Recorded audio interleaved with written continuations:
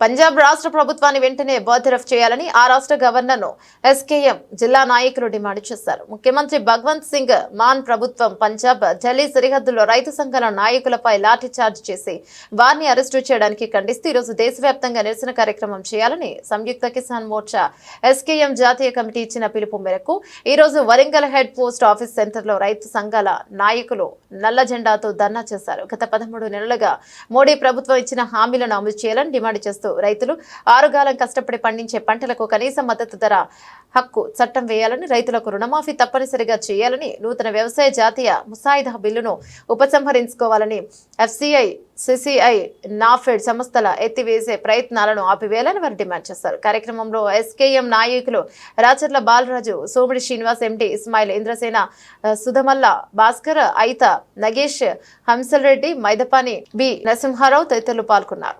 దేశవ్యాప్తంగా జరుగుతున్నటువంటి ఈ కార్యక్రమాన్ని పంజాబ్లో ఏదైతే జరిగిందో రైతులపై లాఠీ ఛార్జీని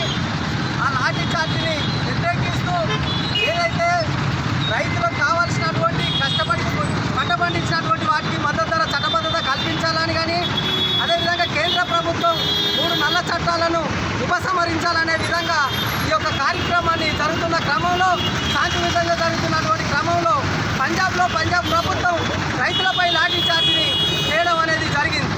ఇది లాఠీ ఛార్జీని వ్యతిరేకిస్తూ దేశవ్యాప్తంగా ఈ యొక్క కార్యక్రమంలో భాగంగా ఈరోజు వరంగల్ జిల్లా హెడ్ పోస్ట్ ఆఫీస్ సెంటర్లోని ఎస్కేఎం అన్ని సంఘాల ఆధ్వర్యంలో ఈ కార్యక్రమాన్ని నిర్మించడం అనేది జరిగింది.